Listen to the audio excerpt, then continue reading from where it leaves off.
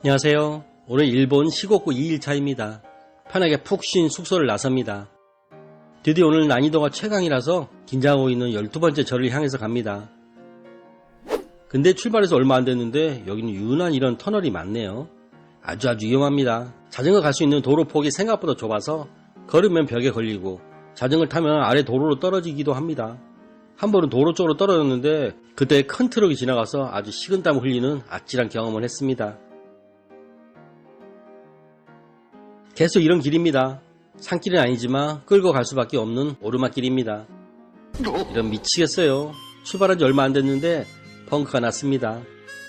다행히 몇 달 전에 한국에서 전국 일주하면서 펑크를 여러 번 경험해서 이번에 출발할 때는 아예 튜브를 여분으로 2개를 더 가지고 왔는데 이때 써먹네요.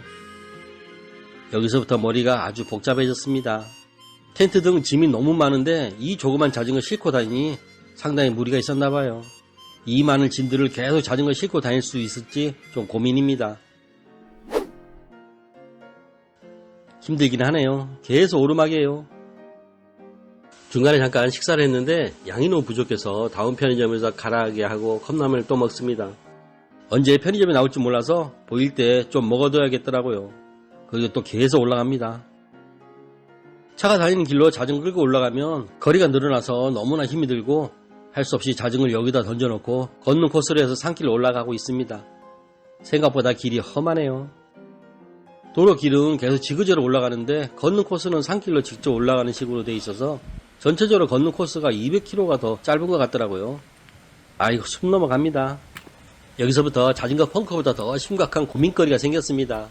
제가 예전에 일본에 살 때 꽃갈래 알레르기가 있어서 많은 고생을 한 적이 있었는데 그 후로 20일 단식 등을 하면서 체질이 완전히 바뀌었는지 한 10몇 년 전에 갑자기 알레르기 증상이 완전히 완치가 되었었습니다. 그런데 여기 산속을 몇 시간 걸으니까 꽃갈래 알레르기의 증상이 다시 나타나기 시작했습니다. 큰일 났네요 이거. 오늘 이후로 매일같이 산속을 헤매는데 항상 재채기를 하면서 눈물 콧물을 한 바가지 쏟아낼 정도로 쉼없이 흐르고 밤에는 코가 막혀서 거의 잠을 못 잘 정도로 고생을 하게 되었습니다. 이번 순례에서 가장 힘든 게 이 꽃가루 알레르기였어요. 삼나무가 많은 산속을 계속 다니니까 증상이 나아지질 않네요. 약을 사서 먹고 코에다 뿌리고 어떤 노력을 해도 전혀 호전이 되지 않고 일본에 있는 내내 엄청나게 고생을 해서 이거 무사히 끝낼 수 있을까 하는 걱정이 될 정도였습니다. 드디어 12번절에 도착을 했습니다. 여기는 아직 눈이 남아있네요. 이 절은 계단도 많고 길도 쉽지 않아 좀 헤맸습니다.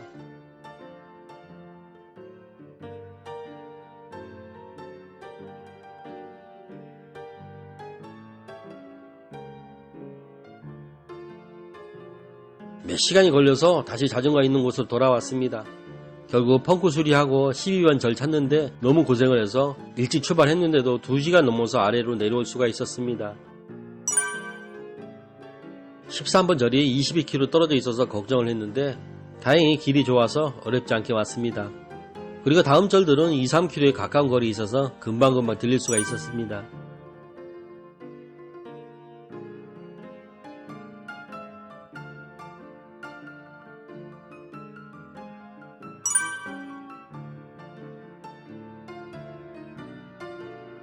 오늘 12번에서 많이 고생을 했지만 그래도 17번까지 가게 되었네요.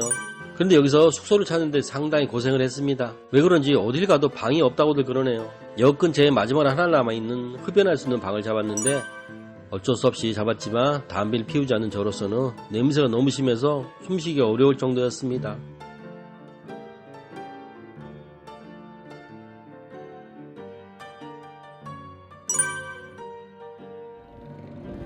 요즘도 이런 폭주족들이 가끔 보이네요. 옛날 살았을 때는 아주 많았었던 것 같은데. 눈물, 콧물, 재채기에 어떻게 잠이 들었는지 모르게 3일차가 되었습니다. 아침에 일어나 보니 몰랐었는데 이 호텔은 1박에 5,000원인데도 아침밥이 포함되어 있더라고요. 밤새도록 담배 냄새 때문에 고생을 했지만 그래도 아침밥은 맛있게 잘 먹었습니다. 여기는 우체국입니다. 아이고 오늘 토요일이었네요. 아무리 생각해도 짐이 많아서 이러다 계속 펑크가 날 것 같아 고민하다 순례를 계속 하려면 짐을 반 정도 집으로 보내는 것이 좋을 것 같아서 우체국에 9시 시간 맞춰 왔는데 이럴 수가. 아이고 꼼짝없이 이틀 동안 더 자전거 싣고 다닐 수밖에 없게 되었습니다. 무슨 생각으로 사는지 알 수가 없네요.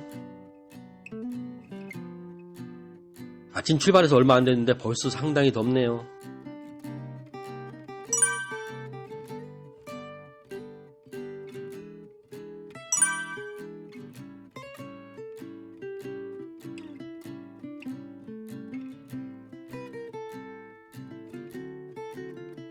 여기가 20번인 항림사 올라가는 길인데 여기도 유명한 난코스더라고요.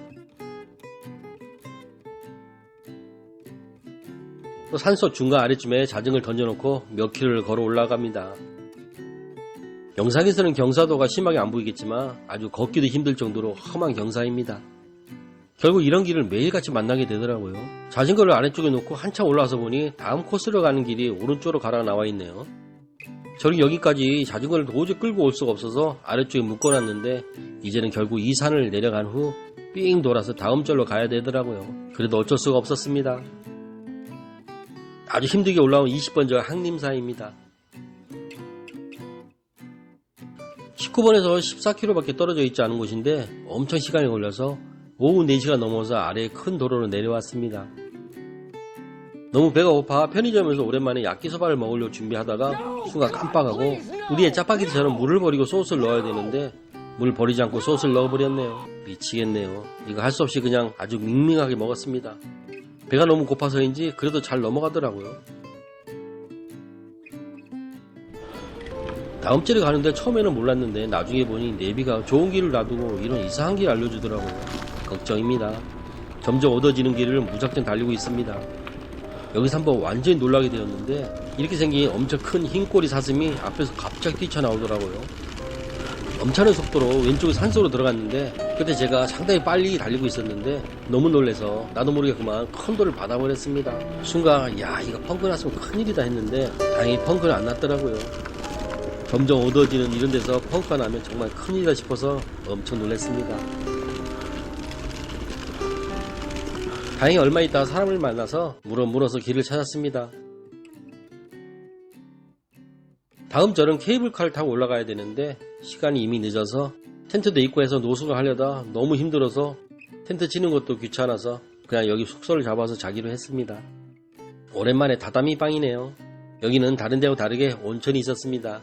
이틀 동안의 피로를 풀기에 아주 좋았습니다. 깜깜한 밤길을 왕복 6km를 자전거 타고 가서 사온 저녁 식사입니다. 너무 피곤해서 맥주 한잔 안 할 수가 없네요. 술래 중에는 술 좀 줄이려고 노력을 하는데 이거 도저히 안 되네요. 오늘 들린 절들입니다. 20번에서 너무 시간이 많이 걸려서 3곳밖에 못 갔네요. 여러모로 쉽지 않은 날이었습니다. 오늘 여기까지입니다. 시청 감사합니다.